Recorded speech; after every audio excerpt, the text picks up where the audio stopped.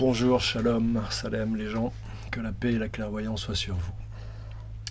Donc je commence une petite série de vidéos qui vont peut-être pas m'aider à décoller en tant qu'artiste. La sincérité, c'est quelque chose de dangereux. Pour vous informer sur 2-3 choses à l'approche des présidentielles, que vous compreniez à quel point tout cela est réellement une farce. Mais vous n'imaginez pas à quel point. Pour comprendre comment tout cela fonctionne, il faut avoir plusieurs choses à l'esprit. La première, c'est qu'en fait, tous les pays ont un code civil, un code pénal, mais qu'il existe quelque chose que l'on cache à tous les êtres humains de la Terre, qui est le Code international du commerce, qui est quelque chose qui émane de Washington, initié par Washington, et qui est applicable à la Terre entière, via l'Union européenne, via un tas d'instances qui sont là pour réguler en fait. L'Union européenne n'invente rien, elle ne fait que suivre les ordres de Washington. Vous allez comprendre comment. C'est pas du complotisme, c'est du factuel.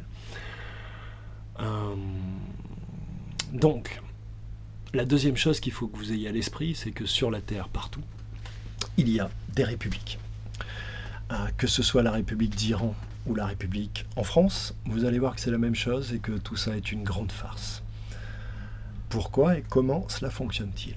Partout sur la Terre, dans toutes les républiques, dès qu'un être humain naît vient à la vie, il est imposé à ses parents. Certains ont des délais plus ou moins longs, en France c'est 3 jours je crois. Il leur est donc imposé d'aller déclarer cet enfant via un acte de naissance.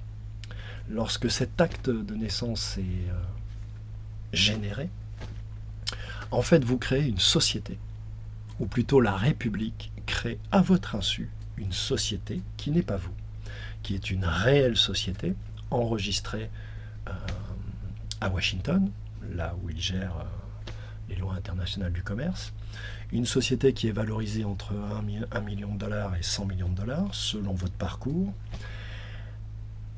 et dont vos pièces d'identité, permis, carte nationale, etc., sont la preuve de l'existence. C'est-à-dire que votre carte d'identité, ça n'est pas vous.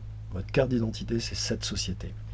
À chaque fois qu'un juge, qu'un policier, qu'un membre de l'institution vous demande de vous nommer à travers vos papiers, en fait, que fait-il? Juridiquement, c'est ce qui se passe réellement, factuellement.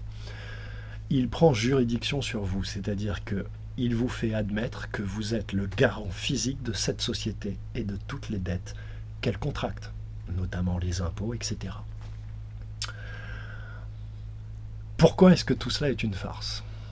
Tout simplement parce que ces lois internationales du commerce ont été inventées par la banque, que toutes les républiques, l'Iran comme la France, ne payent avec les impôts, les taxes et tout l'argent que les Français donnent à la République ne payent que les intérêts de la dette et non pas la dette elle-même.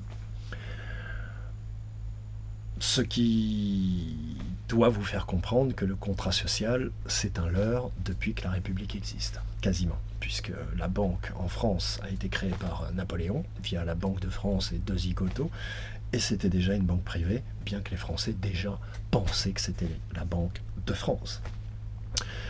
Donc tous ceux qui essayent de vous faire rentrer dans des histoires nationales, nationalistes, souveraineté, ça n'existe pas. Ça n'existe pas pour d'autres raisons encore. Donc ça c'est la première chose qui est quand même importante parce qu'aucun Français ou très peu de Français le savent.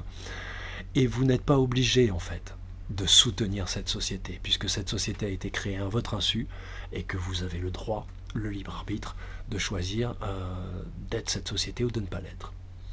Comment est-ce que vous avez le libre arbitre? Vous l'avez via l'OPPT, qui est aussi quelque chose qui est initié par la banque, donc les Rothschild et Washington, et qui vous libère de tout ça. Donc je vous invite à aller regarder. En fait, comment dirais-je, vous rejetez votre citoyenneté et vous établissez que vous êtes votre propre gouvernement, libre et autonome. Vous êtes la seule autorité sur votre corps. Ce principe s'articule sur la loi du libre arbitre, c'est-à-dire que chacun a un libre arbitre, et qu'à partir du moment où je vais contre le libre arbitre de quelqu'un, je romps le contrat. D'accord? Alors, ça nous permet aujourd'hui de nous libérer de tout ça.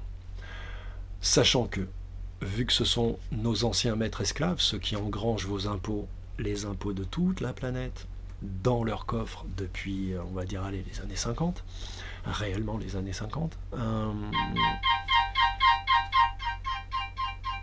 Désolé, c'est mon fils.